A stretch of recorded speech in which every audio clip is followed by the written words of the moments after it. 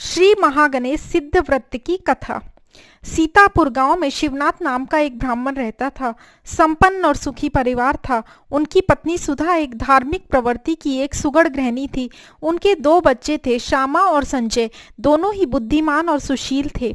शिवनाथ का जीवन सुख शांति से व्यतीत हो रहा था और गांव के लोग भी उसके परिवार को एक आदर्श व सुखी परिवार मानते थे। किंतु समय का चक्र बदला और उसके परिवार पर अचानक विपत्ति आ गई। उसकी पत्नी को कैंसर की भयानक बीमारी ने पकड़ लिया। काफी महंगा इलाज कराने के बावजूद उसका स्वर्गवास हो गया।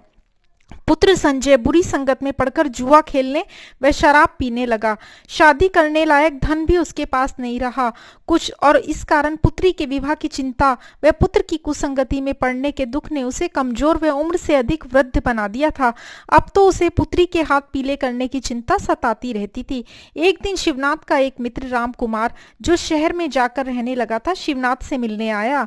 उसकी गरीबी व चिंता को देखकर स्नेह भरे शब्दों में उसे आश्वासन दिया और कहा कि हरिद्वार के पास ऋषिकेश में एक कुटिया है। वहां शास्त्रों के ज्ञाता ज्योतिषी रहते हैं। उनके पास सब दुख का निवारण है। वह अवश्य ही कोई हल बताएंगे जिससे तुम पहले जैसे सुखी हो जाओगे। लेकिन शिवनाथ के पास जाने के लिए किराया भी नहीं था। तब उसका मित्र रामकुमार उसे अपने साथ हरिद्वार ज्योतिषी के पास ले गया। वह परम ज्ञानी और सर्व शास्त्रों के जानकार और विद्वान पुरुष थे। वैसे ही दयालु प्रवृत्ति के थे। उन्होंने शिवनाथ को बैठाकर पूछा, कहो श्रीमान, आप कहाँ से आए हो और किस समस्या को लेकर आए हो? तब शिवनाथ ने विस्तार पूर्वक अपनी बात बताई और कहा कि आप तो शास्त्र ज्ञाता और विद्वान हैं। कृपा करके मेरे दुखों का निवारण कर सही मार्गदर्शन करें। बड़ी आशा लेकर मैं आपके पास आया हूँ। थोड़ी देर तो वह शास्त्र ज्ञाता आंखें बंद कर बैठे रहे, फिर बोले, हे ब्राह्मण, इस समय तुम्हारे परिवार पर दरिद्र योग चल रहा है। तुम्हारी पुत्री पर मंगल ग्रह का प्रभाव है। इसी कारण उसके विवाह में अड़चन है और पुत्र पूर्व बुरे कर्मों के कारण गलत रास्ते में पड़ गया है। यह सुन शिवनाथ ने शास्त्र पंडित के चरणों पर अपना सिर रखकर फूट फूट कर रोने प्रारंभ कर दिया और बोला, महाराज, मेरे दुखों का निवारण आप ही कर सकते हैं। आप मेरे पर कृपा करें और मैं आपके चरण, अन्यथा मैं आपके चरणों में ही प्राण त्याग दूंगा। शिवनाथ के करुणापूर्ण वचन सुनकर महाराज ने उसे सांत्वना दी और उपाय सोचने लगे। सोचने के बाद उन्होंने शिवनाथ को सर्व दुखों को हरने वाला, सर्वोत्तम और शीघ्र फल देने वाला श्री महागणेश सिद्ध व्रत करने की सलाह दी और कहा कि इस व्रत को करने से तुम्हारे सभी दुखों का नाश होगा और तुम पहले की तरह सुखी हो जाओगे। तब शिवनाथ ने करवत होकर श्री महागणेश सिद्ध व्रत करने की पूर्ण विधि पूछी। शास्त्र ज्ञाता ने कहा, हे ब्राह्मण, यह श्री महागणेश सिद्ध व्रत कलयुग में अद्भुत, चमत्कारिक और शीघ्र फलदायी व्रत है। तुम सच्ची श्रद्धा और भक्ति भाव से यह व्रत करोगे तो तुम्हारे सभी प्रकार के दुखों का नाश अवश्य होगा। यह सर्व मनोकामना श्री महागणेश पूरी करते हैं।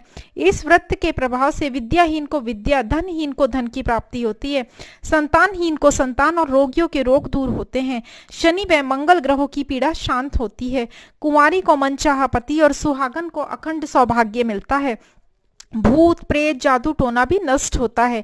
अतः हे ब्राह्मण, अब तू घर लौट जा और मंगलवार के दिन सूर्यास्त के बाद एक लकड़ी की चौकी पर नया लाल कपड़ा अथवा कोरा रुमाल बिछाकर उस पर रोली लगाकर 3 सुपारी रखना। ये 3 सुपारी भगवान गणेश जी तथा उनकी शक्तियां, सिद्धि तथा बुद्धि का प्रतीक मानी जाती हैं।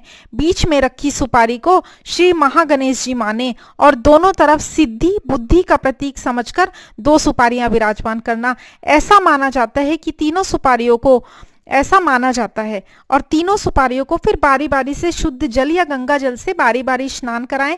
बाद में फिर रोली का तिलक लगाएं और लाल रंग के पुष्प चढ़ाएं। श्री महागणेश जी को प्रसाद के रूप में गुड़ के लड्डू अति प्रिय हैं तो उनको गुड़ के लड्डू चढ़ाएं। अगर गुड़ के लड्डू बनाना संभव नहीं हो तो गुड़ का प्रसाद 3 अलग अलग जगह पर रखें। तीनों जगह पर प्रसाद के रूप में रखें। घी का दीपक, अगरबत्ती, धूप बत्ती सुलगाकर रखें। फिर भगवान सिद्धि गणेश की कथा करके आरती करें। आरती के बाद भगवान के पास दक्षिणा स्वरूप 3, 5, 2 या 1 के सिक्के रखने चाहिए। घर के सभी सदस्यों को आरती लेकर गुड़ अथवा लड्डू का प्रसाद ग्रहण करना चाहिए। उसके बाद व्रतधारी प्रसाद ग्रहण करके भोजन कर ले। बाद में पूजन की गई 3 सुपारी और दक्षिणा को उसी लाल कपड़े या रुमाल में लपेटकर अलमारी या गल्ले में रख दे। पूजा मंदिर या पूजा स्थान पर रखें। सुपारी का कपड़ा हर बार नहीं बदलें। उन्हीं सुपारियों तथा कपड़े का उपयोग करें और आरती करने के बाद जो दक्षिणा के रूप में 3 सिक्के रखते हैं उन्हें एकत्रित होने दें। इससे धन धान्य एवं समृद्धि की वृद्धि होती है।